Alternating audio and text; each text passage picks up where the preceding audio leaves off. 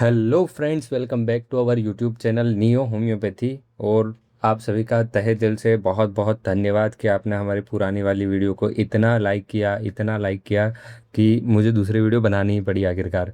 मैं सोच रहा था कि एक मंथ बाद अपलोड करूँगा। Thank you so much. ठीक है, अभी तक हमने सब कुछ पढ़ लिया था। अगर किसी ने पहली वीडियो नहीं देखी हो इस वीडियो का फर्स्ट पार्ट, तो वो अच्छे से जाके देख ले, क्योंकि वही बेसिक है। ठीक है, अब मैं पढ़ाऊँगा यहाँ से फास्ट फॉरवर्ड। ठीक है, तो वही बेसिक था तो उसको पढ़ लेना। अब हम देख रहे थे एडिशंस इन डिटेल। ठीक है, तो हम हर एक एडिशंस को डिटेल में देखने वाले हैं अब, कि अगर कोई सा भी एडिशन एग्जाम में आ जाए तो हमें लिखना है, क्योंकि ठीक है। तो फर्स्ट एडिशन की बात करते हैं। फर्स्ट एडिशन कब आया था?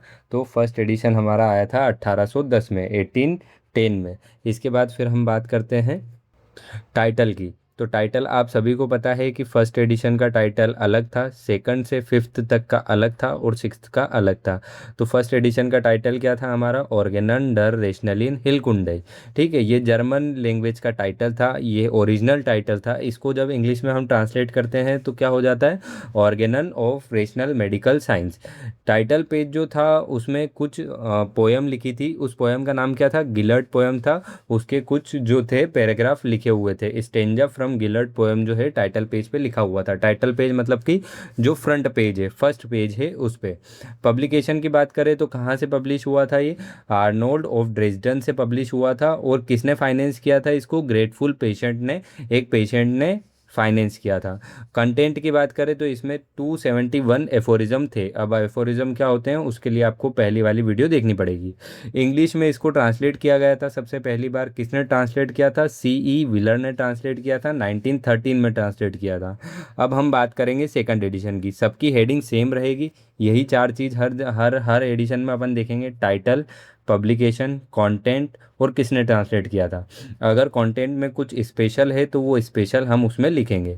सेकंड एडिशन का टाइटल क्या था? ऑर्गेनन डर हिलकुंडिस्ट। ठीक है, इसका इंग्लिश में ट्रांसलेट क्या होता है? Organon of the healing art. तो फर्स्ट एडिशन का टाइटल क्या था हमारा? Organon of rational medical science. Second edition का टाइटल क्या हो गया? Organon of the healing art. Title page की बात करें तो जो गिलर्ड पोयम थी उसको हटा दिया गया था टाइटल पेज से, और ओडिस अपेयर नाम के दो वर्ड लिखे गए थे।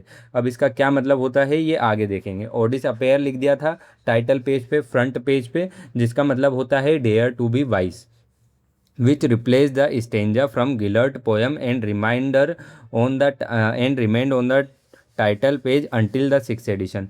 तो ये जो ओडिस अपेयर था ये सिक्स एडिशन तक लिखा हुआ था। फर्स्ट एडिशन से गिलर्ड पोएम को हटा दिया गया था।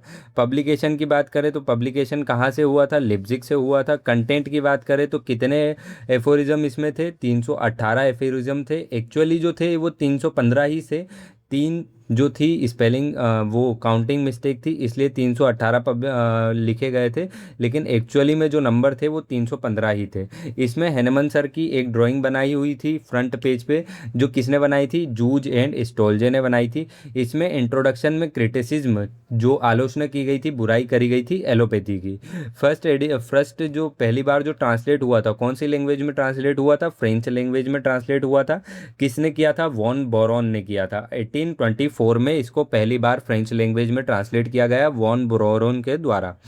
इसके बाद फिर हम बात करते हैं थर्ड एडिशन की। थर्ड एडिशन कब आया था? 1824 में आया था। टाइटल पेज क्या था? Remain same. ठीक है, सेकंड एडिशन का जो टाइटल पेज था वही थर्ड एडिशन का है। ठीक है, इसके बाद फिर हम बात करते हैं पब्लिकेशन की। तो किसके द्वारा पब्लिश किया गया था, कब कैसे पब्लिश हुआ था? तो कोएथन में पब्लिश हुआ था, इम्प्रूव्ड एडिशन के नाम से पब्लिश किया गया था। कंटेंट्स की बात करें तो कितने एफोरिज्म थे इसमें? 320 एफोरिज्म थे, लेकिन जो काउंटिंग मिस्टेक थी वो सही नहीं करी गई थी, तो एक्चुअली 317 ही थे। फोर्थ एडिशन कब आया था हमारा? 1829 में आया था, 1829 में आया था। टाइटल पेज जो था वो सेम था, कोई चेंज नहीं गया किया गया था।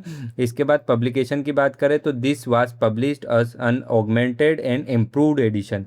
ठीक है, किस नाम से पब्लिश किया गया था? ऑगमेंटेड एंड इम्प्रूव्ड एडिशन के नाम से पब्लिश किया गया था, और कोएथन से ही पब्लिश हुआ था। इसके बाद फिर कंटेंट्स की बात करें तो कितने एफोरिज्म थे इसके अंदर? टू 92 एफोरिज्म थे। Introduction to Organon appears for the first time. Organon के लिए जो इंट्रोडक्टरी पार्ट था वो पहली बार इसी एडिशन में लाया गया था।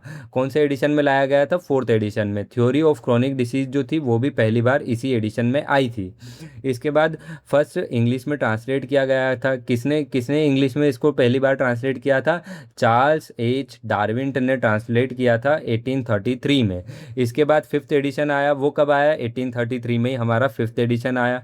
टाइटल पेज की बात करें तो टाइटल पेज सेम था। तो सेकंड थर्ड फोर्थ फिफ्थ तीन जो चार एडिशन है उनका टाइटल पेज जो था वो सेम था। टाइटल नेम जो था वो सेम था। पब्लिकेशन की बात करें, this was the last edition publish during the Hahnemann lifetime also in Koethen. ये भी कोएथन से ही पब्लिश किया गया था। और आप सभी को पता है, मैंने लास्ट वीडियो में बताया था कि फिफ्थ एडिशन जो था वो लास्ट एडिशन था जो हेनेमन सर के जीते जी पब्लिश हुआ था, उनकी लाइफ के टाइम पे पब्लिश हुआ था। इसमें कितने एफोरिज्म थे? 294 एफोरिज्म थे। Introduction to doctrine of vital force, doctrine of drug dynamization जो हम पढ़ के आए थे प्रिंसिपल्स, वो भी इसी एफोरिज्म में फिफ्थ एडिशन में पहली बार हमें देखने को मिले। This is considered the most perfect and all edition and is recognise as the text book for homeopathic institute world wide. तो फिफ्थ एडिशन जो था वही लास्ट एडिशन था उनके जीते जी, तो इसीलिए फिफ्थ एडिशन को जो है वो कैसे मान लिया? टेक्स्ट बुक के रूप में मान लिया, जो हम आज इंस्टीट्यूट में पढ़ते हैं। तो अगर कोई आपसे पूछे कि हम ऑर्गेनन का कौन सा एडिशन पढ़ते हैं, तो फिफ्थ एडिशन पढ़ते हैं। ट्रांसलेट किसने किया था इसको इंग्लिश में? R.E. डजन ने ट्रांसलेट किया था 1849 में। इसके बाद हमारा सिक्स्थ एडिशन आया। सिक्स्थ एडिशन कब आया? 1921 में आया। टाइटल पेज की बात करें तो टाइटल पेज जो था वो सेम था, टाइटल जो है वो सेम था। पब्लिकेशन की बात करें तो पब्लिकेशन में हेनमन सर जो थे इसे कंप्लीट करके चले गए थे इस दुनिया से। 1842 में ही उन्होंने कंप्लीट कर दिया था, लेकिन वो चले गए थे। उनके जाने के बाद 1921 में after 78 years of his death हमने इसको पब्लिश किया। कंटेंट्स की बात करें तो 291 सेक्शन थे, लेकिन कुछ सेक्शन जो थे वो कम्प्लीटली न्यू रिटर्न थे। It introduce the concept of dynamic influence dynamics and the changes the term vital force to vital principle। ठीक है, कुछ जो टर्म थी वो चेंज कर दी गई थी। जैसे वाइटल फोर्स जो था उसका नाम क्या कर दिया था? वाइटल प्रिंसिपल नाम कर दिया था। It also introduce the concept of 50 millesimal potency. तो अगर आपसे कोई पूछे कि 50 मिलीसिमल पोटेंसी कौन से एडिशन में आई थी, तो सिक्स एडिशन में आई थी। इसको इंग्लिश में ट्रांसलेट किसने किया था? विलियम बॉरिक सर ने किया था। ठीक है, तो हमने सारे एडिशन देख लिए। आपको हर एडिशन में मैंने सेम रखा है ताकि आपको याद करने में आसानी हो। टाइटल पेज, कंटेंट, पब्लिकेशन कहाँ से हुआ, ट्रांसलेशन, हेडिंग सेम रखिए ताकि आप एग्ज़ाम में आसानी से लिख सकें। ठीक है, बहुत सारे बच्चों को कन्फ्यूज़न होता है कि सर हम नोट्स कहाँ से ख़रीद सकते हैं, तो ये मैं एक शॉर्ट में बता देता हूँ। आप नोट्स या तो मुझसे इंस्टाग्राम अकाउंट पर या तो व्हाट्सएप पर डायरेक्ट कनेक्ट कर सकते हैं। व्हाट्सएप नंबर आपको मिल जाएंगे चैनल के डिस्क्रिप्शन में या तो फिर वीडियो के डिस्क्रिप्शन में, वहाँ से आप मुझसे डायरेक्ट कनेक्ट कर सकते हैं। या तो नियो होम्योपैथी नाम से हमारे इंस्टाग्राम पे टाइटल आईडी है, वहाँ पे से आप कनेक्ट कर सकते हैं। आफ्टर पेमेंट सक्सेसफुल जैसे ही हो जाएगा हम तुरंत आपको पीडीएफ शेयर कर देंगे नोट्स का। कोई हम हार्ड कॉपी शेयर नहीं करते हैं कि हम हार्ड कॉपी प्रिंट करा के फिर आपको शेयर करेंगे। हम पीडीएफ इमीडिएटली आपको शेयर कर देंगे। जैसे ही हमारा पेमेंट कंफर्म होता है वैसे ही व्हाट्सएप पे, टेलीग्राम पे, जहाँ पे भी आप चाहें वहाँ पे आप हमसे शेयर करवा सकते हैं। अब हमारा सिक्स क्या है? ओडिस स्पेयर। तो अभी हम देख के आए कि सेकंड एडिशन में तो जो था हैनेमन सर ने गिलर्ड पोएम को हटा के क्या नाम दे दिया था? ओडिस स्पेयर। तो ओडिस स्पेयर का मतलब क्या होता है? ओडिस स्पेयर जो है, सबसे पहले ये देखो कि आया कहाँ से। तो लेटिन फ्रेज है, लेटिन वर्ड है, जिसका मतलब क्या होता है? Dare to be wise. अब इसका हिंदी में अगर मैं अनुवाद करूँ तो आपको बुद्धिमान बनने के लिए साहस की ज़रूरत होती है। अब ये क्या है सर? कोई समझेगा नहीं। ठीक है, बुद्धिमान बनने के लिए साहस की ज़रूरत क्यों होती है? जब आप, एक एग्जांपल देके बताता हूँ। ठीक है, अगर किसी ने बोला होगा कि इंसान हवा में उड़ेंगे, ठीक है, तो सबने मजाक बनाया होगा, ठीक है, कि इंसान हवा में उड़ सकता है क्या? फिर राइट ब्रदर्स आए और उन्होंने एरोप्लेन का आविष्कार किया और इंसान हवा में उड़े। तो आज हम मानते हैं कि हाँ, इंसान हवा में उड़ सकते हैं। बुद्धिमान वाली या नई सोच लेके आना चाहेंगे, ठीक है, जैसे हनुमान सर नई सोच लेके आए थे होम्योपैथी की, कि यार आपको कुछ करने की ज़रूरत नहीं है, आपको जो है उस टाइम पे जितना हार्श ट्रीटमेंट होता था, जैसे मैंने लास्ट वीडियो में बताया था कि अगर किसी को इन्फेक्शन हो गया है पाँव में तो खोलते हुए तेल में उसका पाँव डाल देना, या तो फिर किसी का सर दर्द हो रहा है तो उसके सर में छेद कर देना, ये सोच के कि इसके अंदर जो भी इविल स्पिरिट है वो इस छेद से बाहर निकल जाएगी।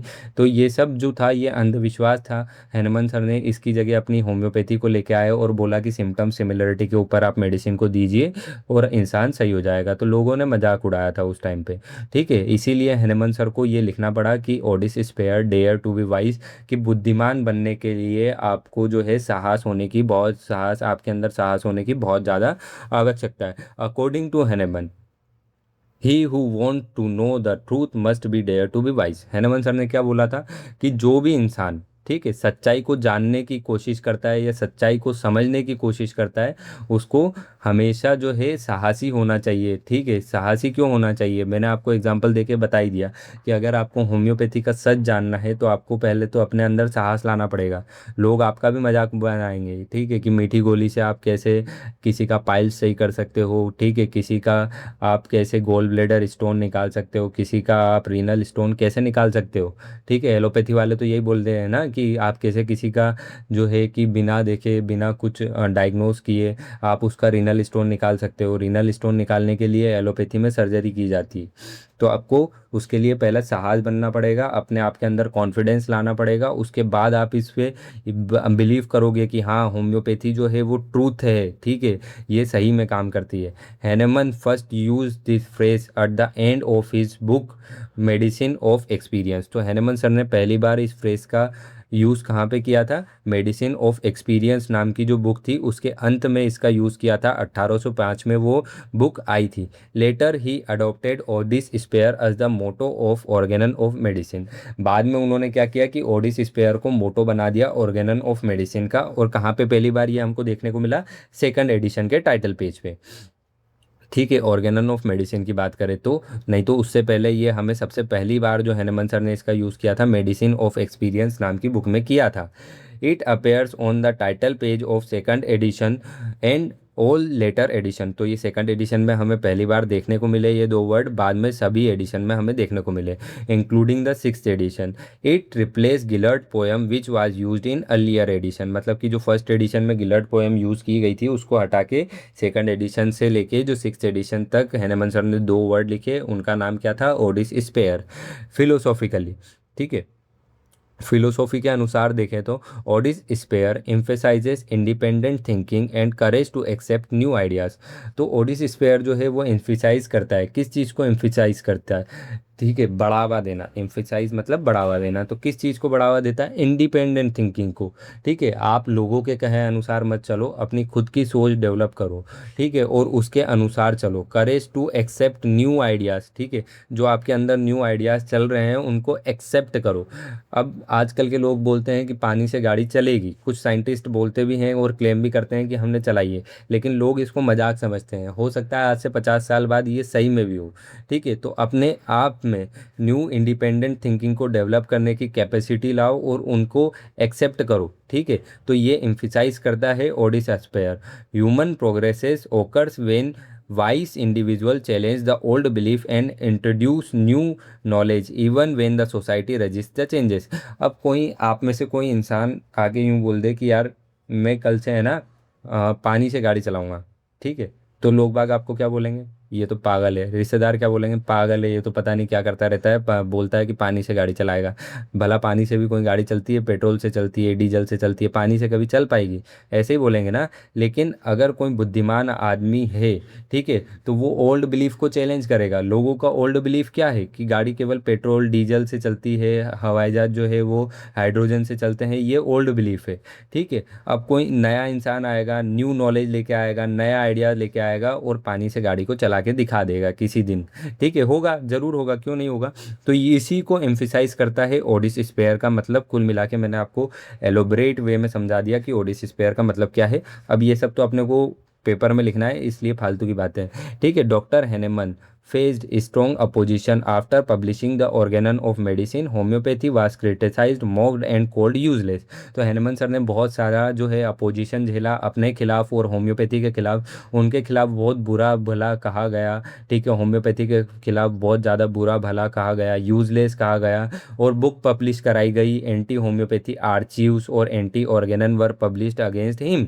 Despite this Hahnemann remained confident and firm in his principle. Hahnemann sir जो थे इतने सब झेलने के बाद भी अपनी जो पैथी थी, होम्योपैथी थी, उसको लेके कॉन्फिडेंट थे। ठीक है, और उन्होंने ये माना कि नहीं, जो मैंने प्रिंसिपल खोजा है वही सही है और वही अच्छे से और लोगों का इलाज कर सकता है। उन्हीं के करेज और बिलीफ की वजह से इवेंचुअली जो है होम्योपैथी ग्रो हुई और लोगों ने उसे एक्सेप्ट किया, और आज पूरे वर्ल्ड में, ठीक है, होम्योपैथी का नाम सब लोग जानते हैं। तो सोचो, एक जगह जहाँ पे लोग ओल्ड बिलीफ थे कि यार मीठी गोली से कुछ नहीं होता है, वहाँ से लेके, ठीक है, पूरे देश, पूरे विश्व भर में उन्होंने होम्योपैथी को फैलाया। तो कितनी बड़ी बात है ये। ठीक है, this aude sapere reflects the spirit of a true physician. ये ओडिस स्पेयर जो है यही रिफ्लेक्ट करता है एक फिजिशियन की ट्रू स्पिरिट को, कि फिजिशियन कैसा होना चाहिए, फिजिशियन की आत्मा कैसी होनी चाहिए। बोल्ड होनी चाहिए, बोल्ड इन द सेंस कि हाँ, लोग कुछ भी बोलें उससे आपको फ़र्क नहीं पड़ना चाहिए। आपको पता है कि यार मैंने ये मेडिसिन दी है, ये काम करेगी, बस बात ख़त्म हुई। फियरलेस होना चाहिए, उसे किसी चीज़ का डर नहीं होना चाहिए। ट्रूथ सीकिंग होना चाहिए, कि हमेशा सच्चाई के लिए लड़े, सच्चाई के लिए खड़ा हो, and dedicated to the progress of medical science, और अपनी पूरी ज़िंदगी वो मेडिकल साइंस की प्रोग्रेस में झोंक दे। ठीक है, इस टाइप का जो भी आदमी है वही एक ट्रू फिजिशियन है। हैनेमन सर ने ओडिस स्पेयर ये बोला था। ठीक है, कुल मिला के ओडिस स्पेयर का मतलब ये होता है कि लोग तो कुछ भी बोलते हैं, ठीक है, लेकिन आपको जो आपकी सोच है, जो आपको पता है कि हाँ यही सही है, उस पर आपको अडिग रहना है। इसके बाद हम पढ़ेंगे, अब एफोरिज्म की ओर बढ़ते हैं। ठीक है, मैं सभी एफोरिज्म आपको नहीं पढ़ाऊंगा, वही एफोरिज्म पढ़ाऊंगा जो एग्जाम में इंपॉर्टेंट है और पूछे जाते हैं। अगर आपको सभी एफोरिज्म पढ़ने हैं तो आप कमेंट बॉक्स में मुझे बता सकते हैं, मैं एक के बाद एक सभी एफोरिज्म हिंदी में शॉर्टली आपको बता दूंगा। तो सबसे पहला एफोरिज्म जो सबसे ज़्यादा एग्जाम में पूछा जाता है और हर किसी का फेवरेट है, ठीक है, एरे गैरे नत्थू गैरों को भी एफोरिज्म नंबर 1 तो याद हो ही जाता है, जो बिल्कुल नहीं पढ़ता है उसको भी याद हो जाता है। तो एफोरिज्म नंबर 1 का नाम है भैया, क्या नाम है? Mission of physician. तो अब अगर आपसे कोई पूछे कि मिशन ऑफ फिजिशियन क्या है, तो आपको पता होना चाहिए कि एफोरिज्म नंबर 1 है। या तो फिर कोई एफोरिज्म नंबर 1 का नाम क्या है ऐसे करके पूछ ले, तो आपको पता होना चाहिए कि मिशन ऑफ फिजिशियन है। अब मिशन ऑफ फिजिशियन का इंट्रोडक्शन देख लेते हैं। ठीक है, एग्जाम में लिखने के हिसाब से पूरे नोट्स है, नहीं तो मैं सिंपली भी समझा सकता था। Introduction: doctor Hahnemann observe that the doctor in his time has no clear aim or fixed principle. He believed that medicine is not just a profession for earning money. Therefore, in the first aphorism of Organon of Medicine, he clearly defines the mission of the physician. तो भैया वही घूम फिर के बात आई कि Hahnemann sir के time के जो डॉक्टर थे उनको पता ही नहीं था कि करना क्या है, डिसीज़ क्या है, इंसान को ठीक कैसे करना है, और ना उनके पास कोई फिक्स्ड एम प्रिंसिपल था कि यार मैं ये करूँगा। ठीक है, जैसे क्या फ़र्क, क्या सेंस निकलता है कि अगर आपको इन्फेक्शन हुआ है आपके पाँव में तो उसको खोलते हुए तेल में डाल देना, क्योंकि खोलते हुए तेल में डाल दोगे तो वैसे ही इन्फेक्शन और ज़्यादा बढ़ जाएगा। ठीक है, तो ना कोई एम था, ना कोई फिक्स प्रिंसिपल थे, सब तुक्के लगाए जा रहे थे कि हाँ ये सही है, ये सही है। तो उनका मानना ये था कि जो उनके टाइम के डॉक्टर्स थे उनके पास ना कोई फिक्स्ड आइडिया था, ना कोई क्लियर एम था, और मेडिसिन जो थी वो एक पैसे कमाने का ज़रिया थी केवल और केवल। इसीलिए हैनेमन सर ने अपनी बुक के पहले ही पन्ने में बता दिया कि भाई अगर आप डॉक्टर हो और होम्योपैथिक डॉक्टर हो तो आपके अंदर ये क्वालिटीज़ होनी चाहिए। ठीक है, और आपका ये मिशन है। तो क्या मिशन है? In aphorism number 1 doctor Hahnemann state, क्या बोला है हैनेमन सर ने? सबसे पहले ये देखो, the physician high and only mission is to restore the sick to health to cure as it is termed. अब भैया क्या है ये? ठीक है, तो हैनेमन सर ने बोला है कि एक फिजिशियन, एक डॉक्टर का केवल और केवल एक ही उद्देश्य होना चाहिए, हाई एंड ओनली मिशन एक ही होना चाहिए, कि जो भी बीमार इंसान है आपके पास आया है उसको आपको रिस्टोर करना है। रिस्टोर इन द सेंस कि अगर कोई आपके पास बीमार इंसान आया है तो उसको आपको वापस से हेल्थी करना है, क्योर करना है। क्योर का मतलब क्या होता है? अब हैनेमन सर यहाँ पे हेल्थी भी लिख सकते थे, लेकिन क्योर ही क्यों लिखा, और एज इट इज़ टर्म्ड ही क्यों लिखा? एज इट इज़ टर्म्ड का मतलब होता है कि कुछ फिक्स्ड प्रिंसिपल पे बेस्ड होना चाहिए, ठीक है। तो हैनमन सर ने यार मिशन ही क्यों यूज़ किया, सिंपली लिख सकते थे कि हाँ डॉक्टर का केवल और केवल एक ही कर्तव्य है कि यार है ना, उसको बीमार इंसान जो भी आए उसको सही करना है। ये तो हर किसी को पता होता है कि डॉक्टर का क्या काम है, कि कोई भी बीमार इंसान आए तो उसको सही करना है। तो अब अपन एक एक टर्म को देखेंगे कि हैनमन सर ने इसी वर्ड का यूज़ क्यों किया। जैसे फिजिशियन का ही क्यों यूज़ किया, डॉक्टर क्यों नहीं लिखा। तो the word physician refers to the science art and practice of medicine. तो फिजिक्स, ठीक है, फिजिशियन कहाँ से आया है, फिजिक्स से आया है। फिजिक्स का मतलब क्या होता है, साइंस होता है, आर्ट होता है और प्रैक्टिस ऑफ मेडिसिन होता है। तो फिजिशियन का मतलब क्या होता है, physician is a person involve in the art of healing whose duty is to treat and cure the sick. तो हैनमन सर का मत कहना ये था कि फिजिशियन एक ऐसा इंसान है जो इन्वॉल्व रहे आर्ट ऑफ हीलिंग में। Art of healing in the sense बीमार को सही करना, सिक को वापस से हेल्थी करना, इसमें इन्वॉल्व रहे, वो क्या है, वो फिजिशियन है। और उसकी ड्यूटी क्या है, whose duty is to treat and cure the sick, ठीक है, जो भी बीमार इंसान है उसको ट्रीट करे और उसको सही कर दे, वापस से हेल्थी कर दे, ठीक है। ये एक इंसान का, जो एक डॉक्टर है उसका मिशन होता है, इसीलिए उन्होंने फिजिशियन वर्ड को यूज़ किया। अब मिशन ही क्यों यूज़ किया, ठीक है, वो चाहते तो मिशन की जगह और भी वर्ड है उनको यूज़ कर सकते थे कि यार आपका एक ही काम है, ओनली वर्क यूज़ कर सकते थे, ठीक है, लेकिन उन्होंने वर्क यूज़ नहीं किया, मिशन यूज़ किया। तो doctor Hahnemann originally use the word बेरूफ। हैनेमन सर ने जो ओरिजिनली वर्ड, जर्मन वर्ड जो यूज़ किया था वो था बेरूफ। बेरूफ का मतलब क्या होता है, कॉलिंग, प्रोफेशन और ऑक्यूपेशन। क्या होता है बेरूफ का मतलब, कॉलिंग, प्रोफेशन और occupation. He elevated it to the term of mission. Mission का मतलब होता है किसी चीज़ के लिए आपका इस धरती पे जन्म क्यों हुआ, ठीक है। हैनमन सर का ये था कि आपका जन्म इस धरती पे केवल और केवल इसलिए हुआ है कि आप बीमार इंसान को सही करें, इसलिए उन्होंने मिशन वर्ड का यूज़ किया था। He elevated it to the term of mission indicated medicine is not only a profession. उनके अनुसार मेडिसिन जो है वो केवल कोई काम नहीं है या पैसा कमाने का कोई प्रोफेशन नहीं है, but it is a noble duty. ये आपकी नोबल, ठीक है, ड्यूटी है कि आप जो है बॉडी, माइंड, स्पिरिट, सोल, हर चीज़ आप अपनी बॉडी की लगा दें, एक बीमार इंसान आपके पास आया है उसको सही करने के लिए। सोल एम, सोल एम क्या होता है, केवल और केवल एक उद्देश्य। The physician should not indulge in academic discussion और theoretical display of knowledge. The only aim is to help the sick. देखो, इंसान आपके पास बीमार आया है तो आपको ये बताने की ज़रूरत नहीं है कि यार मैंने, मेरे एनाटोमी में जो है 95 नंबर आए थे, 80 नंबर आए थे, 50 नंबर आए थे, या मेरे फिजियोलॉजी में 50 नंबर आए थे, या मैंने एनाटोमी में गोल्ड मेडलिस्ट था। उससे एक बीमार इंसान को क्या करना, ठीक है। आपको ये बताना है कि यार आप बीमार हो, मैं आपको सही कर दूंगा, और यही आपका केवल और केवल एक उद्देश्य होना चाहिए। हैनेमन सर ने एफोरिज्म नंबर 17 में बोला है, when the disease is annihilated the health is restore and this is the highest and the sole aim of the physician. Hahnemann sir ने क्या बोला है कि जब भी डिसीज एनिहिलिएट हो जाती है, एनिहिलिएट का मतलब क्या होता है, ख़त्म हो जाना। जब भी डिसीज़ ख़त्म हो जाती है, अब डिसीज़ ख़त्म हो गई तो इंसान क्या हो गया, हेल्थी हो गया, तो हेल्थ रिस्टोर हो जाती है। यही केवल और केवल एक सबसे ऊंचा और केवल एक उद्देश्य होता है फिजिशियन के जीने मरने का, ठीक है। ये हैनमन सर का कहना था। इसके बाद फिर हम आगे बढ़ते हैं। High and only duties of the physician. High and only क्यों लिखा, ठीक है, डॉक्टर हैनमन के अनुसार the physician has two main duties.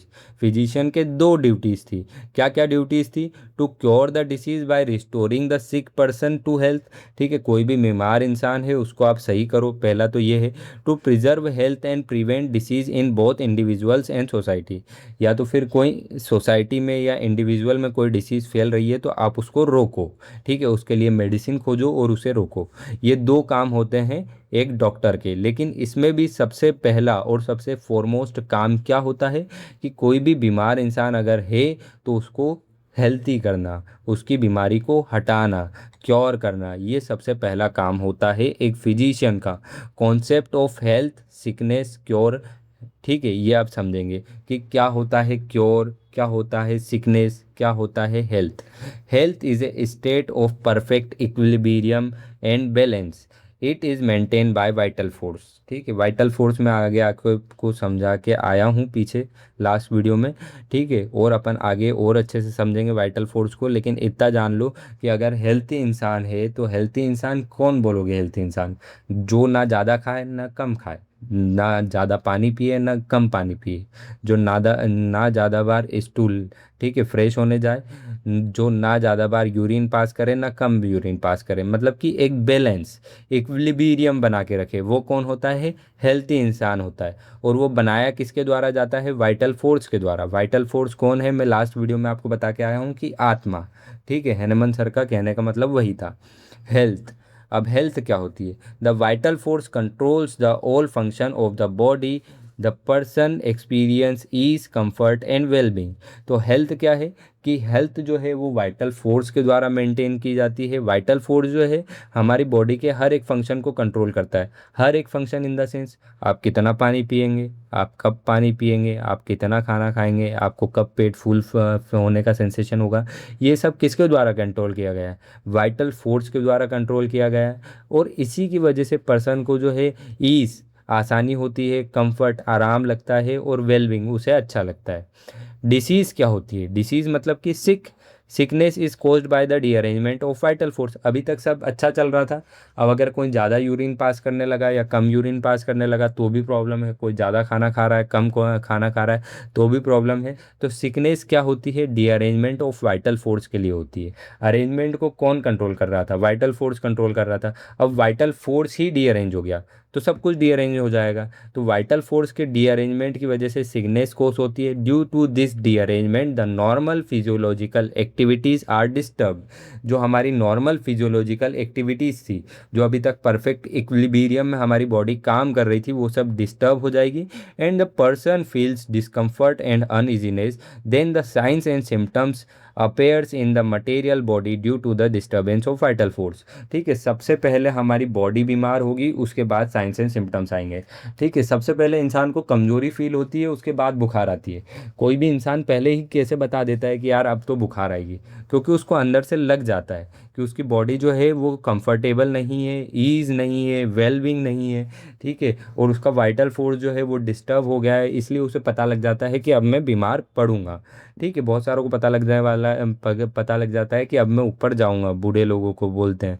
ठीक है, तो वो कैसे पता लगता है? वो ऐसे ही पता लगता है। साइंस एंड सिम्टम्स बॉडी के ऊपर बाद में आते हैं, लेकिन पहले जो है हमारा वाइटल फोर्स डीअरेंज होता है, नॉर्मल फिजियोलॉजिकल एक्टिविटीज़ जो है हमारी वो डिस्टर्ब होती है। साइंस एंड सिम्टम्स सबसे आखिरी में आते हैं। लेकिन साइंस एंड सिम्टम्स ही एक केवल और केवल ऐसी चीज़ है जिसे हम देख सकते हैं, इसीलिए हम साइंस एंड सिम्टम्स के बेसिस पे ही डिसीज़ को क्लासिफाई करते हैं। ठीक है, होम्योपैथिक व्यू। देखो, अगर जब आप पैथोलॉजी पढ़ोगे सेकंड ईयर में, तो आप किसी भी डिसीज़ को पढ़ोगे ना, जैसे आपने पढ़ लिया कि डायबिटीज़ क्या है, तो आप उसमें देखोगे कि इंसुलिन ना सिक्रीट होना डायबिटीज़ है। अब उसमें आप देखोगे symptoms, polydipsia, polyphagia, poly urea. ठीक है, तो ये सब पॉली प्रोटीन बॉडी यूरिन से पास होता है, पॉलीडिप्सिया। ठीक है, तो ये सब आप सिम्टम्स पढ़ोगे उसकी डेफिनेशन में, और उन्हीं सिम्टम्स के बेसिस पे आप उस डिसीज़ को क्लासीफाई करोगे। ठीक है, किसी भी पेशेंट अगर आपसे बोलता है कि मेरे को भूख नहीं लग रही है, मेरे को बहुत थकान हो रही है, मेरे जॉइंट पेन हो रहे हैं, और मेरे को रोज़ एक ही टाइम पे फीवर आता है, तो इसका मतलब क्या है? कि उसको टाइफॉइड है। ठीक है, तो आपने कैसे बताया? सिम्टम्स को देख के बताया। आप वाइटल फोर्स जो आत्मा है उसको देख नहीं सकते हो। ठीक है, बहुत डिटेल कॉन्सेप्ट है, वैसे मैं तो काफ़ी कुछ समझा सकता हूँ, लेकिन अपने को शॉर्ट वीडियो रखना है। होम्योपैथिक व्यू की बात करते हैं। Disease begins in the dynamic rearrangement of the vital force, changes in the material body occur secondarily, therefore treatment must be focus on the correcting internal disturbance। सबसे पहले हमारा vital force disturb हुआ, उसके बाद हमारी मटेरियल बॉडी के ऊपर science and symptoms आए। तो हमारा मेन गोल किसका होना चाहिए? कि जो हमारा इंटरनल डिस्टर्बेंस है, जो वाइटल फोर्स जो है वो डीअरेंज हो गया है, उसको वापस से रीअरेंज करना। क्योर। अब हम क्योर कैसे कर सकते हैं? Cure is achieved by. अब आप कैसे मानोगे कि हमने ट्रू क्योर किया है? एक सच्चा क्योर क्या है? ठीक है, removal of all signs and symptoms. हमें कैसे पता लग रहा था कि कोई डिसीज़ हुई है? साइंस एंड सिम्टम्स से। अगर साइंस एंड सिम्टम्स चले गए, इसका मतलब क्या है? कि डिसीज़ चल गई। Removal of the derangement of vital force. जो भी हमारे वाइटल फोर्स थे उसमें जो भी डीअरेंजमेंट आ रहा था, अगर हमने उसको रिमूव कर दिया, तो क्या हुआ, हमारा क्योर हो गया। ट्रू क्योर क्या होता है? True cure is permanent and complete. Permanent and complete से क्या सेंस है कि आपके हर एक सिम्टम्स जो है वो कंप्लीटली, पूरी तरीके से, जो भी आपकी टोटलिटी है पूरे सारे सिम्टम्स की, ठीक है, वो सब और परमानेंटली जाने चाहिए। ठीक है, सारे आपके बॉडी के सारे सिम्टम्स परमानेंटली जाने चाहिए, तो वो ट्रू क्योर है। What is it is different from suppression and पेलिएशन।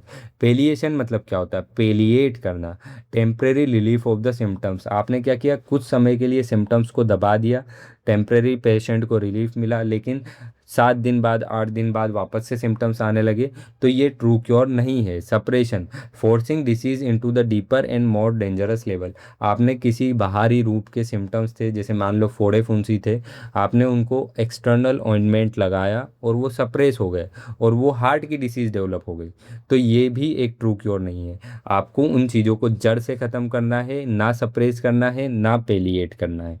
ठीक है, इसके बाद फिर वही एग्जाम्पल लिखा हुआ है। Example, skin eruption suppressed by external ointment may lead to serious internal disease.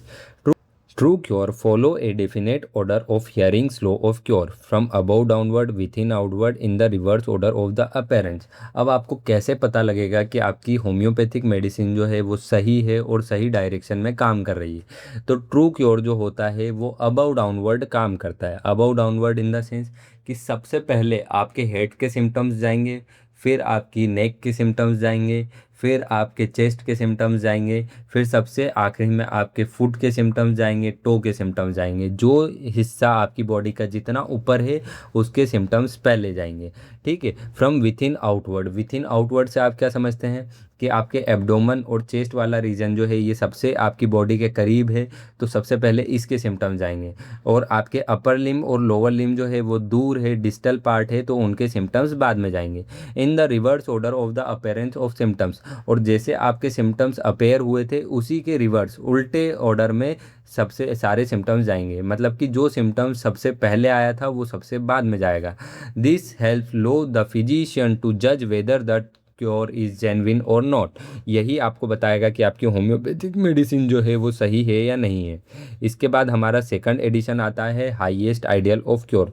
तो अगर आपसे कोई बोले कि हाईएस्ट आइडियल ऑफ क्योर क्या है, तो आपको बताना है एफोरिज्म नंबर 2, या तो फिर कोई आपसे पूछे एफोरिज्म नंबर 2 का नाम क्या है, तो हाईएस्ट आइडियल ऑफ क्योर। अब इसमें भी हमने वही लिखा है, इंट्रोडक्शन। इंट्रोडक्शन क्या है? According to doctor Samuel Hahnemann, cure in homoeopathy does not mean temporary relief और suppression of the symptoms. True cure means complete restoration of the health by removing the disease from its roots, and that is from the disturbance of the vital force। ठीक है, Hahnemann sir के अनुसार जो homeopathy है वो temporary relief नहीं देती है, ना चीज़ों को सप्रेस करती है। सप्रेशन भी हम पढ़ के आए, टेम्परेरी रिलीफ मतलब कि पेलिएशन भी हम पढ़ के आए। ठीक है, तो हैनमन सर के अनुसार जो क्योर है वो ना सप्रेशन क्योर है ना पेलिएशन क्योर है। ट्रू क्योर का मतलब क्या है कि कंप्लीटली पेशेंट के जो है सारे सिम्टम्स साथ में एक साथ चले जाए परमानेंटली, उसी को हमने ट्रू क्योर बोला है। और वो कब जाएंगे? जब हम रूट को सही करेंगे। रूट क्या थी कि वाइटल फोर्स जो है वो डिस्टर्ब हो गया है, उसी की वजह से साइंस एंड सिम्टम्स देखने को मिले हैं। तो वाइटल फोर्स के डिस्टर्बेंस को जब हम हटा देंगे तो उसी को हम क्या बोलेंगे? ट्रू क्योर बोलेंगे। मीनिंग ऑफ क्योर, क्योर का मतलब क्या है? Removal of all signs and symptoms, सभी प्रकार के साइंस एंड सिम्टम्स को बॉडी से हटा देना।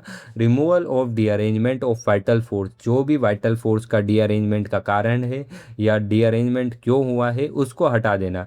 पेलिएशन और सप्रेशन जो है वो क्योर नहीं है। एग्जाम्पल की बात करते हैं, suppression of skin eruption by external ointment may later lead to serious condition. ठीक है, आपने कोई भी, आपको फोड़े फुंसी हो रहे थे, आपने ऑइंटमेंट लगाया मतलब कि क्रीम लगाई। अब क्रीम लगाने से क्या हुआ कि वो जो थे आपके एक्सटर्नल पिंपल्स वगैरह वो सब इंटरनल चले गए। अब वो हार्ट की तरफ जाएंगे, लीवर की तरफ जाएंगे, लंग्स की तरफ जाएंगे, तो और ज़्यादा सीरियस कंडीशन डेवलप होगी। और ये क्योर नहीं है, ये सप्रेशन है। डिसीज़ को और अंदर दबा देना, सप्रेस कर देना। This is not cure because the internal derangement is not remove. क्योंकि जो वाइटल फोर्स का डीअरेंजमेंट था उसको तो आपने हटाया ही नहीं, जो एक्सटर्नल आपको दिख रहे थे साइंस एंड सिम्टम्स आपने उसी को ठीक किया। ठीक है, एफोरिज्म नंबर 2 में हैनेमन सर ने क्या लिखा है?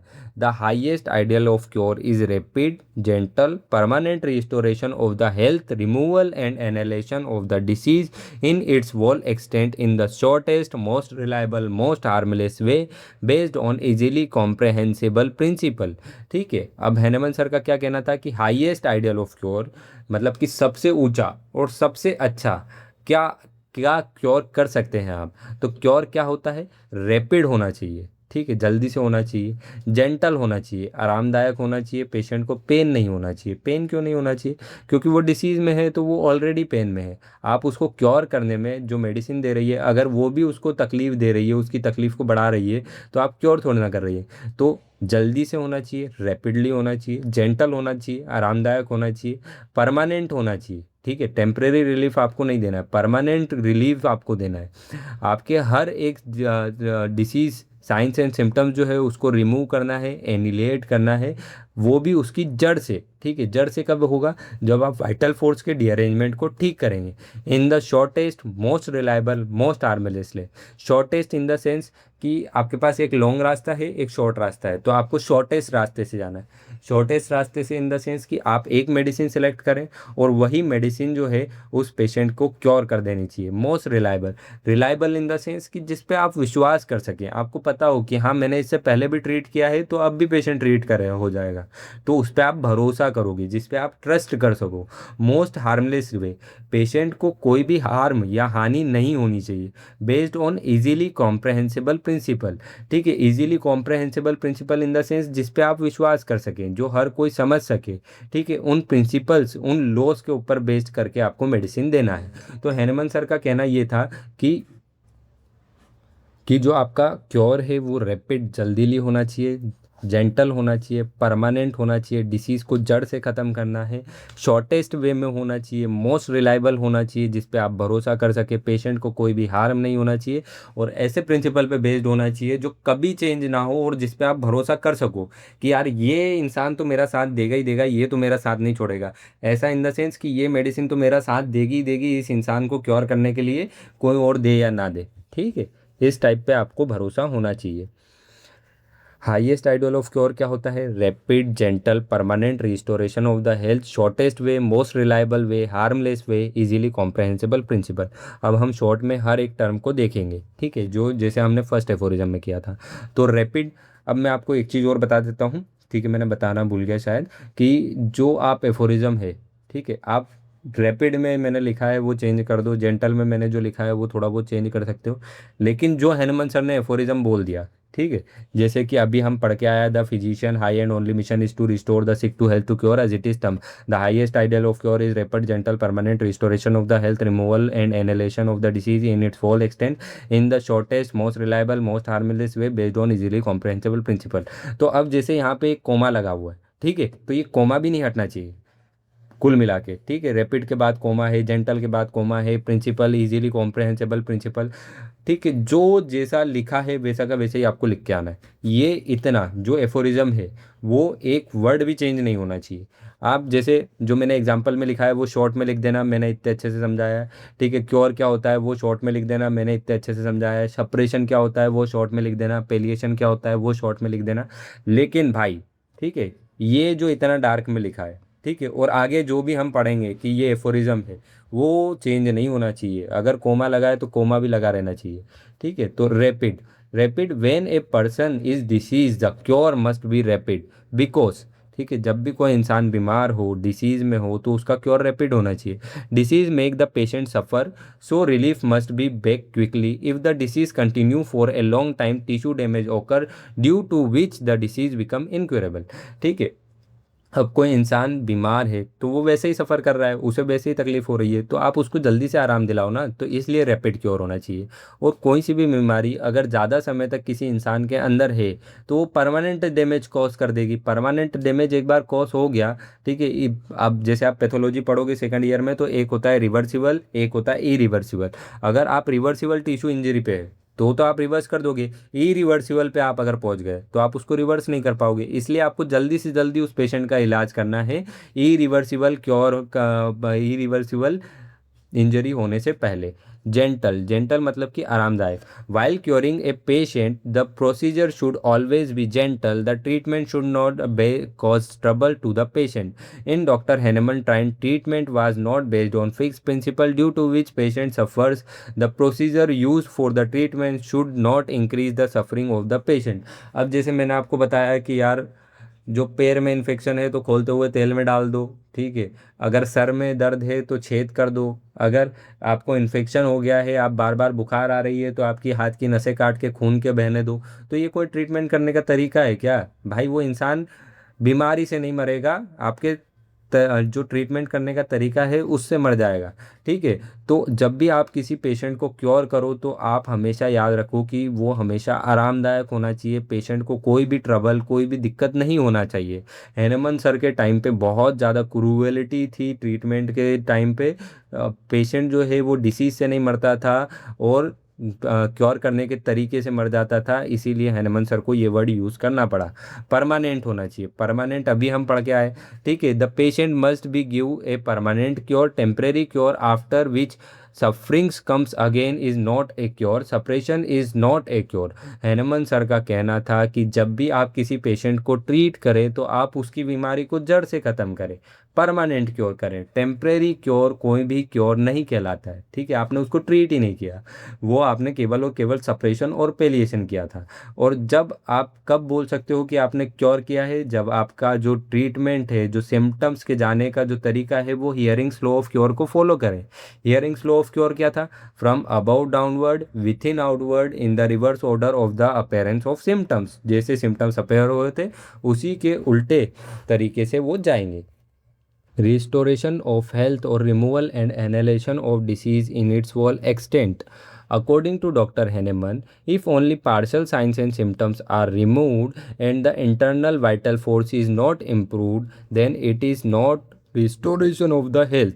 तो हैनेमन सर के अनुसार अगर आपने कुछ साइंस एंड सिम्टम्स को रिमूव किया, मतलब कि वाइटल फोर्स का जो डीअरेंजमेंट था वो प्रॉपर तरीके से करेक्ट ही नहीं हुआ, कुल मिला के जब आधे साइंस एंड सिम्टम्स गए, आधा, ठीक है, पार्सल मतलब आधा, कुछ साइंस एंड सिम्टम्स गए, मतलब कि जो वाइटल फोर्स का डीअरेंजमेंट पूरी तरीके से हुआ था वो क्योर ही नहीं हुआ। तो आप उसको कैसे क्योर बोल सकते हैं? कैसे आप बोल सकते हैं कि डिसीज़ जो है वो चली गई है? The patient must have internal improvement, patient को अंदर से अच्छा लगना चाहिए। Derangement of vital force must be removed, जो वाइटल फोर्स का डीअरेंजमेंट था उसको आपको रिमूव करना ही करना है।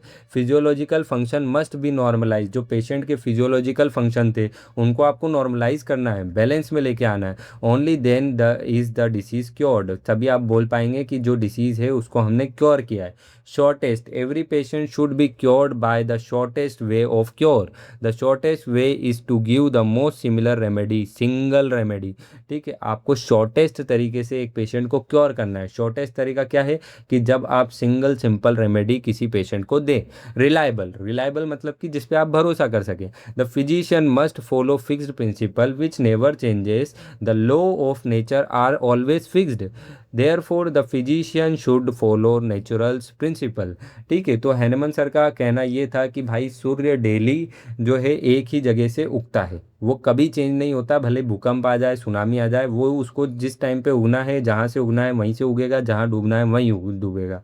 तो नेचर्स के जो लॉ होते हैं वो हमेशा फिक्स्ड होते हैं, भले सुनामी आ जाए, भले भूकंप आ जाए, भले कुछ भी हो जाए, ठीक है, उसको तो जहाँ से उगना है वहीं से उगेगा। तो हैनेमन सर का ये कहना था कि आप उसी पे भरोसा कर सकते हो जो इंसान चेंज ना हो, ठीक है, जो लो जो है वो चेंज ना हो। इसीलिए आपको रिलायबल, जिस पे आप भरोसा कर सको। तो भरोसा किस पे कर सकते हो? केवल और केवल आप होम्योपैथी पे भरोसा कर सकते हो, क्योंकि वो नेचर्स लॉ को फॉलो करती है। हार्मलेस, हार्मलेस मतलब कि पेशेंट को कोई हार्म नहीं होना चाहिए। Medicine should not damage organs और produce harmful effect. Example, in simple fever giving strong medicine that damage the kidney should not be given. तो हैनेमन सर के अनुसार ये था कि आपको मेडिसिन हमेशा इतनी क्वांटिटी में देना है कि वो पेशेंट को डैमेज ना करे, ठीक है। जैसे आप लार्ज डोज ऑफ पैरासीटामोल देते हो किसी को फीवर में, तो वो उसकी जो है किडनी को डैमेज कर सकता है।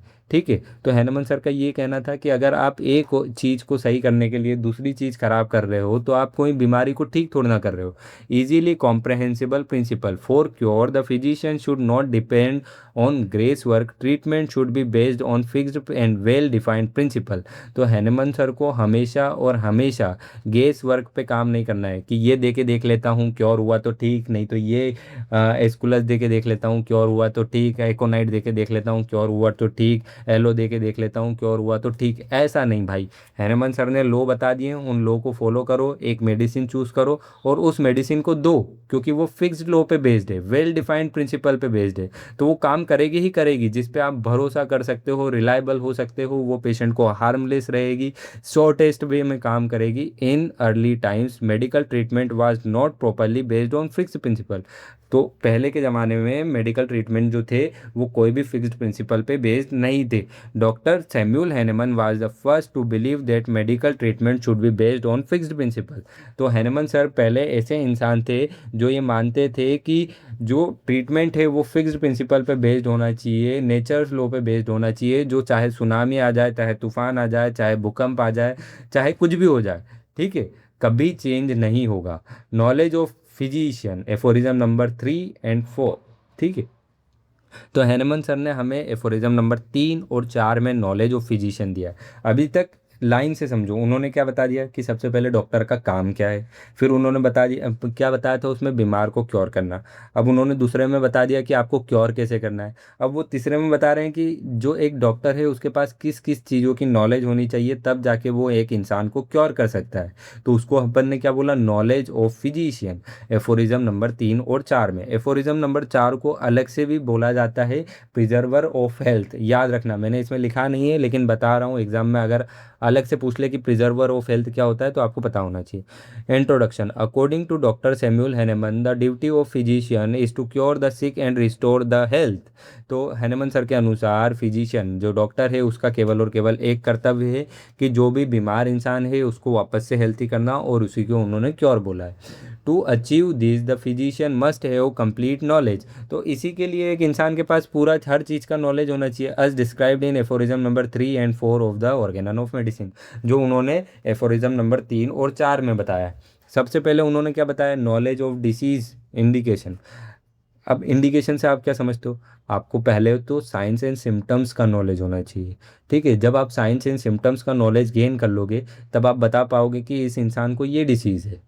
ठीक है। फिर उसके हिसाब से आप मेडिसिन की पावर चूज कर पाओगे, medicinal power in the sense कि अब आपको मेडिसिन का नॉलेज होना चाहिए कि इस मेडिसिन के अंदर इस डिसीज़ को क्योर करने की पावर है या नहीं है। अगर उस मेडिसिन के अंदर, जैसे एस्कुलस, एस्कुलस के अंदर पाइल्स को क्योर करने की पावर है, तो पहले तो आपको पाइल्स पहचानना आना चाहिए कि पाइल्स होता क्या है, उसके सिम्टम्स क्या है। पेशेंट आके आपको सिम्टम्स बताएगा, ये थोड़ा ना बोलेगा कि मुझे पाइल्स है। फिर आप मेडिसिन ऐसी सोचेंगे जिसमें पाइल्स की ट्रीटमेंट कर सके जो मेडिसिन। फिर आप उन दोनों को कंबाइन करेंगे, किन चीज़ों को, डिसीज़ के नॉलेज को और आपकी ड्रग के नॉलेज को। ठीक है, कि इतनी सारी मेडिसिन पाइल्स के लिए है, ठीक है, और इसको कौन सी डिसीज़ है। पाइल्स में भी 3 कैटेगरी होती है। ठीक है। Piles 1 degree, piles 2nd degree, piles 3rd degree. तो पहले आप ये जानोगे कि कौन सी डिग्री का पाइल्स है। ठीक है। उसके बाद आप ये जानोगे कि ये मेडिसिन जो है इस डिग्री के पाइल्स को क्योर कर सकती है या नहीं कर सकती है। फिर आपने एक रेमेडी को चूज़ करोगे। ठीक है। उसके बाद उसको प्रिपेयर करोगे। प्रिपेयर करना कहाँ से सीखोगे, फार्मेसी से सीखोगे। फिर प्रॉपर डोज, क्या डोज देना है पेशेंट को, कितने डोज में काम करेगी मेडिसिन। प्रॉपर रिपीटेशन, कब आपको उस मेडिसिन को रिपीट करना है। ठीक है, कि ये मेडिसिन एक दिन काम करती है तो इसको अगले दिन रिपीट करना है। Knowledge of obstacles to cure and their removal. अब इतना सब करने के बाद भी अगर एक पेशेंट क्योर नहीं हो रहा है तो आपको ये पता होना चाहिए कि क्या मेरे को ऑब्स्टिकल्स आ रहे हैं, क्या दिक्कतें आ रही है, कौन अड़चन बना रहा है कि जो पेशेंट जो है वो ठीक नहीं हो पा रहा है। ठीक है। जैसे कोई बाहर का खा रहा है, ठीक है, या तो फिर कोई बहुत ज़्यादा देर तक टॉयलेट में बैठा रह रहा है जिसकी वजह से उसका पाइल्स ठीक नहीं हो रहा है। तो ये सारी नॉलेज आपके पास होनी चाहिए। तो कौन कौन सी नॉलेज होनी चाहिए, सबसे पहले knowledge of disease comma indication, आपको पहले साइंस एंड सिम्टम्स की नॉलेज होना चाहिए, तब जाके आप डिसीज़ को पहचान पाओगे। नॉलेज ऑफ मेडिसिनल पावर, ठीक है, कौन सी मेडिसिन में कौन सी डिसीज़ को क्योर करने की पावर है, ये आपको पता होना चाहिए। Knowledge of application of drug knowledge to disease knowledge, कैसे आपको ड्रग की नॉलेज को डिसीज़ के ऊपर अप्लाई करना कर है, ये भी आपके पास नॉलेज होना चाहिए। Knowledge of choice of remedy the indicated medicine, आपको कैसे एक मेडिसिन को चूज़ करना है, इसके आपके पास नॉलेज होनी चाहिए। Knowledge of exact mode of preparation, अब आपको डोज तैयार करना है पेशेंट के लिए, तो वो कैसे आपको तैयार करना है, प्रॉपर डोज क्या होना चाहिए, उसकी प्रिपरेशन की मेथड क्या है, कब कब उस डोज को आपको पेशेंट को रिपीट करना है, ये सब आपको पता होना चाहिए। अगर इतना सब करने के बाद भी पेशेंट जो है वो क्योर नहीं हो पा रहा है, तो फिर आपको पता होना चाहिए कि क्या अड़चन आ रही है जिसे मुझे रिमूव करना है, तो पेशेंट क्योर हो जाएगा। इसके बाद फिर आता है हमारा एफोरिज्म नंबर 4। ठीक है, जैसे मैंने इसमें लिखा है कि एफोरिज्म नंबर 3, तो ये पूरा आपको याद होना चाहिए, मैंने डार्क नहीं किया है। जैसे मैं सेकंड एफोरिज्म में बता रहा था वैसे ही इसमें बता रहा हूँ कि ये ऐसा का ऐसे ही आपको याद होना चाहिए कि यहाँ कोमा लिखा है, इंडिकेशन लिखा है, मेडिसिनल पावर लिखा है। ठीक है, तो ये सब आपको पता होना चाहिए। इसके बाद फिर होता है नॉलेज ऑफ, काय काय की नॉलेज होना चाहिए। फॉर एग्जाम्पल नंबर 4 में हनुमान सर ने बताया थिंग्स दैट डीअरेंज हेल्थ, ऐसी कौन कौन सी चीज़ है जो वाइटल फोर्स को डीअरेंज करके हमें बीमार कर सकती है। थिंग्स दैट कॉजेज डिसीज, कौन कौन सी चीज़ है जो हमें बीमार कर सकती है, वही their removal from the person, और कैसे हम उन्हें एक इंसान के अंदर से रिमूव कर सकते हैं। जब हमने रिमूव कर दिया तो पेशेंट हेल्थी हो जाएगा। ठीक है, तो कुल मिला के प्रिजर्व करना है हमें हेल्थ को। तो सबसे पहले नॉलेज हमारे आती है नॉलेज ऑफ डिसीज़। ठीक है, मैंने आपको पहले ही सब कुछ बता दिया है, लेकिन फिर भी एक शॉर्ट में पढ़ लेते हैं। A physician should clearly know what is to be cure in every disease and in each individual case. Disease should be understood internally not only at the superficial level. तो आपको हर एक डिसीज़ को cure करने से पहले उस disease के बारे में सब कुछ अच्छे से पता होना चाहिए। नॉट ओनली सुपरफिशियल लेवल, आपको ऊपर ऊपर से नहीं पता होना चाहिए कि ये सिम्टम्स आ रहे हैं इसको, ठीक है, तो ये हो सकता है, ये हो सकता है। आपको प्रॉपर डिसीज़ पता होनी चाहिए कि इस पेशेंट को ये हो रहा है, तभी जाके तो आप उसको ट्रीट कर पाएंगे। ठीक है, disease should be understood internally, बस ऊपर ऊपर से सिम्टम्स को नहीं देखना है। This knowledge is of two type, दो तरीके से ये नॉलेज होती है। सबसे पहली क्या होती है, general knowledge of disease. General knowledge of disease में क्या आता है, knowledge of common symptoms, pathology, diagnosis, prognosis and the practical practice of medicine. तो आपके पास नॉलेज होना चाहिए कि सिम्टम्स कौन कौन से हैं। जब आपको नॉर्मल कोई सी चीज़ पता होगी कि हाँ एक इंसान 5 रोटी खा सकता है, तभी तो आप बताओगे कि 10 रोटी या 20 रोटी 30 रोटी एबनॉर्मल है। ठीक है, किसी का स्टोमच जो है फट सकता है, इसको बहुत ज़्यादा भूख लग रही है या बहुत कम भूख लग रही है, कब बता पाओगे, जब आपको नॉर्मल पता होगा। तो सबसे पहले आपको सिम्टम्स के बारे में पता होना चाहिए, पैथोलॉजी आपकी पड़ी हुई होनी चाहिए, आपको डायग्नोसिस बनाना आना चाहिए कि हाँ इस पेशेंट को ये डिसीज़ है।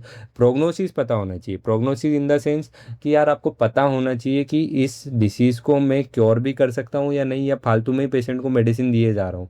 एंड प्रैक्टिस ऑफ मेडिसिन, ठीक है, प्रैक्टिस ऑफ मेडिसिन मतलब कि आपको कैसे किस पेशेंट को मेडिसिन देना है, ये भी आपको पता होना चाहिए। तो ये जनरल नॉलेज हो गया, ये हर एक डॉक्टर के पास होना चाहिए। Particular knowledge of disease, knowledge of the homeopathic concept of disease, कि होम्योपैथी क्या बताती है डिसीज के बारे में, क्या है बीमारी, कौन है बीमार। Specially derangement of the vital force and curative indication, specially आपको पता होना चाहिए कि वाइटल फोर्स का डीअरेंजमेंट कैसे हुआ है और उसके क्यूरेटिव इंडिकेशन वो हमें क्या क्या दे रहा है कि हम कैसे उसे क्योर करें। फिर दूसरा आता है हमारा knowledge of medicine comma indication, the physician should have proper knowledge of medicine based on drug proving.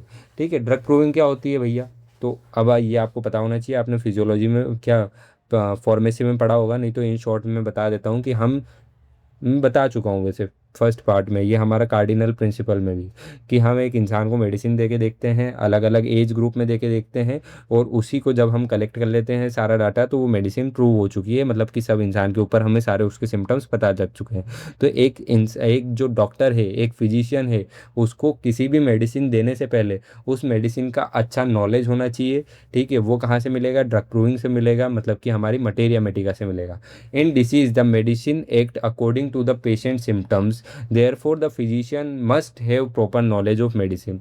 तो एक डिसीज़ के अंदर मेडिसिन जो है पेशेंट के सिम्टम्स के अकॉर्डिंग काम करती है, इसीलिए एक फिजिशियन को प्रॉपर नॉलेज होना चाहिए किसी भी मेडिसिन के बारे में। ठीक है, तभी तो आप बता पाओगे कि ये सिम्टम्स जो है इस मेडिसिन से जाएंगे कि नहीं जाएंगे।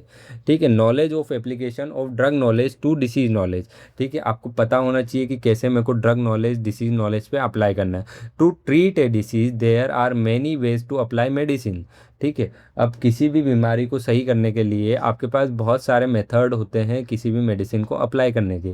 जैसे आप ग्लोब्यूल्स में दे सकते हैं, लिक्विड फॉर्म में दे सकते हैं, 30 पोटेंसी 200 पोटेंसी 1 एम में दे सकते हैं, किसी को ऑइंटमेंट बना के दे सकते हैं।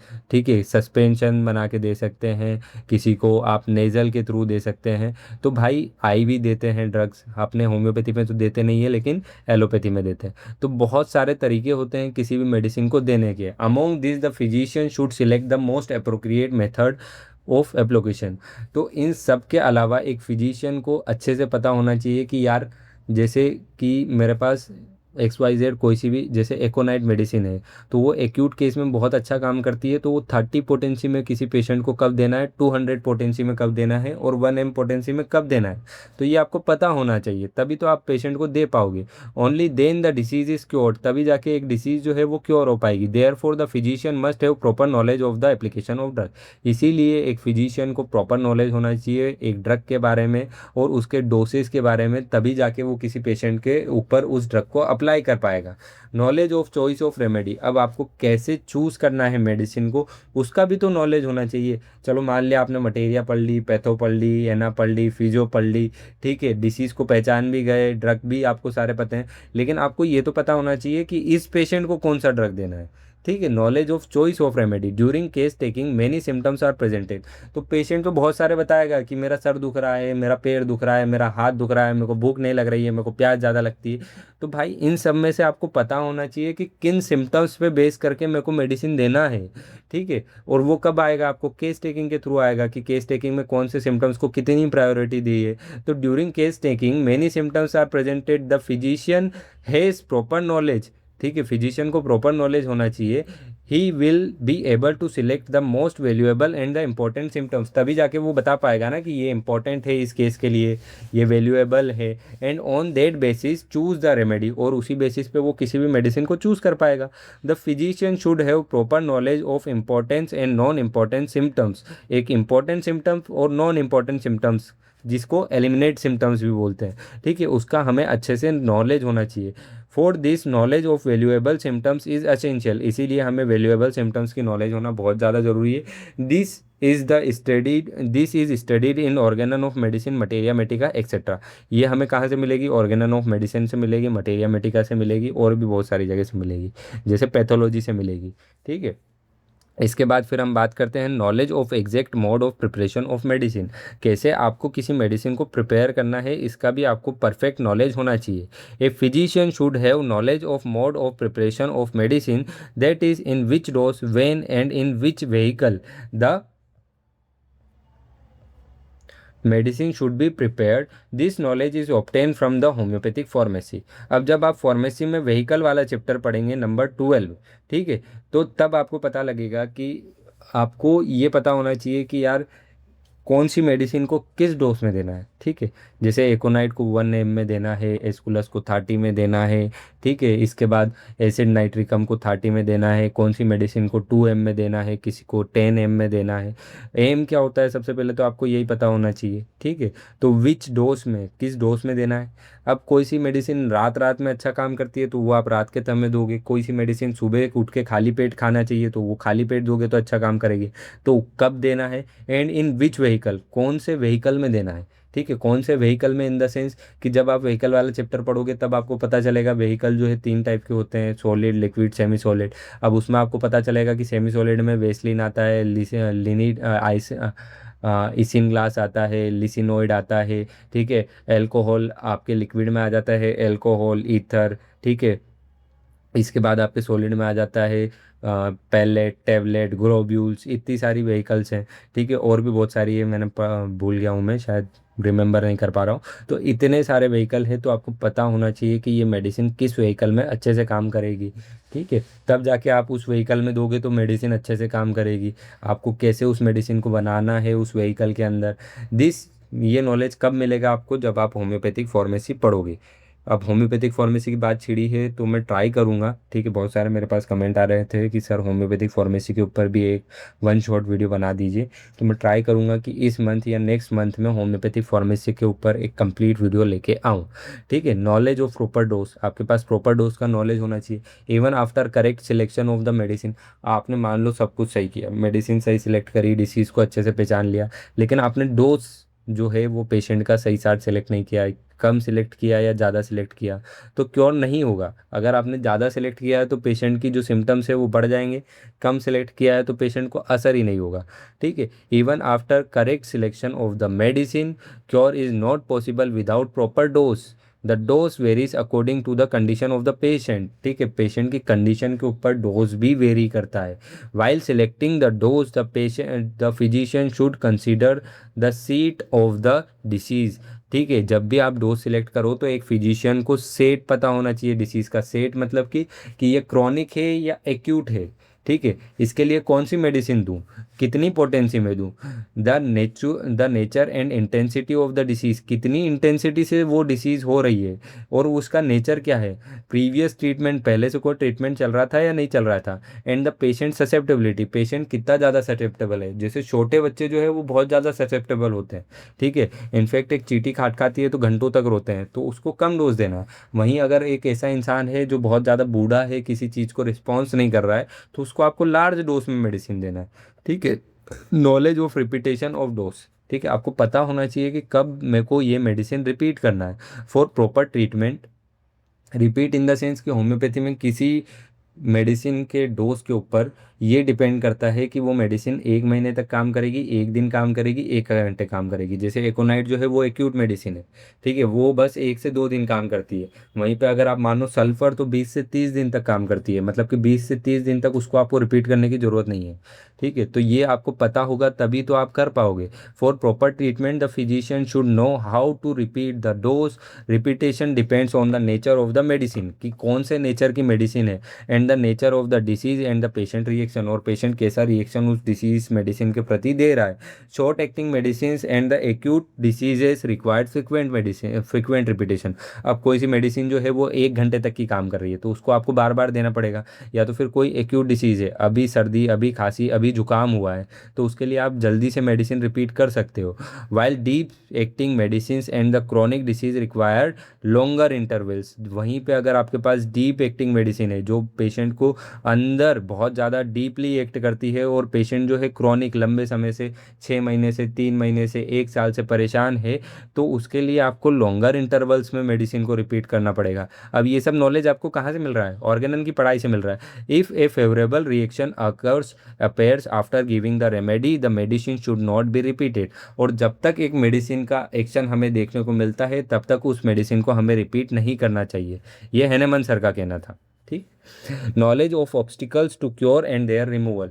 इतना सब कुछ अच्छे से करने के बाद भी आपकी डिसीज़ क्योर नहीं हो रही है। जैसे कि मैं एग्जांपल देता हूँ कि किसी इंसान को जो है बहुत ज़्यादा ठंड में, ठीक है, बहुत ज़्यादा सॉरी बारिश के टाइम पे बहुत ज़्यादा सर्दी हो गई है। अब वो बार बार भीगता रहेगा बारिश में तो उसकी सर्दी नहीं जाएगी। तो इसमें ऑब्स्टिकल्स क्या आ रहा है, बारिश, ठीक है। अब कोई इंसान बहुत ज़्यादा जो है फैटी फूड खाता है और मोटा होता जा रहा है, ठीक है। अब उसको आप कितनी ही मेडिसिन दोगे उसका मोटापा कम नहीं होगा। तो ये आपको पता होना चाहिए कि किस इंसान को कौन सी मेडिसिन कब देना है और क्या इसको बंद करना है, ठीक है। डाइट, ठीक है, जिसको हम बोलते हैं लाइफ स्टाइल, हेल्थ, वो कैसे ठीक करना है। Even after correcting case taking individualisation and proper prescription, इतना सब कुछ आपने सब कुछ अच्छे से किया। क्योर में नॉट ओकर ड्यू टू सर्टेन कॉजेज, और उन्हीं कोज को क्या बोला है, obstacles to cure. A physician should have proper knowledge of this disease, physician के पास प्रॉपर नॉलेज होना चाहिए इन्हीं सब का। ऑब्स्टिकल्स टू क्योर इंक्लूड, अब ऑब्स्टिकल्स टू क्योर में क्या क्या आ गया, ठीक है, ये आगे भी हम पढ़ेंगे, अभी भी पढ़ रहे हैं, बहुत ज़्यादा इंपॉर्टेंट है, ठीक है। मैं आपको एक चीज़ और बता दूं, ऑर्गेनन का हर एक क्वेश्चन अपने आप में दूसरे क्वेश्चन से रिलेटेड है, ठीक है। ये चीज़ आप समझ के चलो। Obstacles to cure are included, obstacles to cure में क्या क्या इंक्लूडेड है, एक्साइटिंग और मेंटेनिंग कोर्स। एक्साइटिंग और मेंटेनिंग कोर्स क्या होता है, किसी भी चीज़ को एक्साइट करने वाला या मेंटेन करने वाला।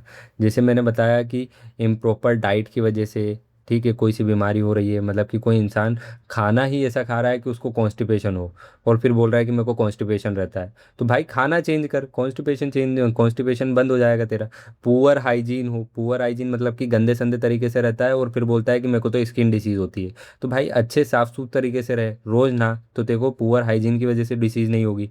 Bad habit that continues the disease. अब कोई इंसान रोज दारू पीता है और बोलता है कि मेरे को फैटी लिवर है, ठीक है, तो उसका फैटी लिवर नहीं सही होगा। अगर कोई बोलता है कि मैं शुगर खाता हूँ और मेरे को डायबिटीज़ सही करना है, तो डायबिटीज़ सही नहीं होगी भाई, कितने ही कर लो। तो ये सारे मेंटेनिंग फैक्टर हैं, एक्साइटिंग फैक्टर हैं। अब मियाजमेटिक क्योज आता है, मियाजमेटिक कोज में क्रोनिक डिसीज अराइजेज फ्रॉम मियाज, इतना याद रखो। और मियाज क्या होते हैं, सोरा, सिफिलिस, साइकोसिस होते हैं, और क्रोनिक डिसीज को क्योर करने के लिए हमें एंटी मियाजमेटिक ट्रीटमेंट की जरूरत होती है। अब मियाज में क्या होता है, वो सेकंड ईयर में पढ़ना, ठीक है, अभी इतना ही याद रखो। फिजियोलॉजिकल कोज, पैथोलॉजिकल कोज, अभी मैंने आपको बताया कि लॉन्ग स्टैंडिंग डिसीज, अगर कोई सी डिसीज काफ़ी पुराने समय से थे, तो उसमें irreversible tissue, irreversible structural changes हो जाते हैं जो क्योर को रोकते हैं और इंसान क्योर नहीं हो पाता। तो ऑब्स्टिकल्स टू क्योर में क्या हो गया, एक्साइटिंग और मेंटेनिंग कोज का आपका पता होना चाहिए, मियाजमेटिक कोज पता होना चाहिए, पैथोलॉजिकल कोज आपको पता होना चाहिए। इसके बाद इंपॉर्टेंस की बात करते हैं कि इंपॉर्टेंस क्या है इन सब की। तो किसी भी क्रॉनिक डिसीज़ को क्योर करने के लिए ऑब्स्टिकल्स को हटाना बहुत ज़्यादा ज़रूरी है, और उन्हीं ऑब्स्टिकल को हटाने के बाद आप कंप्लीट क्योर कर पाओगे। नाइन्थ नंबर की क्या होता है, knowledge of things that derange the disease and causes disease and their removal. Derange health, causes disease and their removal, ये एफोरिज्म नंबर 4 है। Knowledge of things that derange health, causes disease and their removal, ठीक है। तो a physician should also guide patient about the health, therefore the physician must know the factors that disturb the health. अब आपको पता होना चाहिए, वही बात है, ठीक है, एक्साइटिंग कोर्स का पता होना चाहिए। अब आपको पेशेंट को गाइड भी करना है कि भाई अगर आपको हेल्थी रहना है, ठीक है, आपको कॉन्स्टिपेशन से फ्री रहना है या डायरिया से फ्री रहना है, तो आप ऐसा खाना मत खाओ कि जो आपको डायरिया करे या कॉन्स्टिपेशन करे। देयरफॉर अगर किसी इंसान को बहुत ज़्यादा कॉन्स्टिपेशन रह रहा है, तो उसको फाइबर खाने के लिए बोलो, फाइबर इन द सेंस कि दलिया खाने के बोलो, ठीक है। उसके बाद उससे बोलो कि फल फ्रूट खाए। देयर फोर फिजिशियन को इन सब फैक्टर का पता होना चाहिए कि जो हेल्थ को डिस्टर्ब कर सकती है, डिसीज़ को कॉज कर सकती है, और उनको कैसे हटाना है। This knowledge is gained from the study of prevalent and social medicine. और ये स्टडी ये आपको कहाँ से मिलेगा, प्रिवलेंट एंड सोशल मेडिसिन से आपको की पढ़ाई से आपको ये नॉलेज मिलेगा। अब इसके बाद हम आ जाते हैं 10th नंबर के टॉपिक पे, अनप्रिजुडाइज्ड ऑब्जर्वर।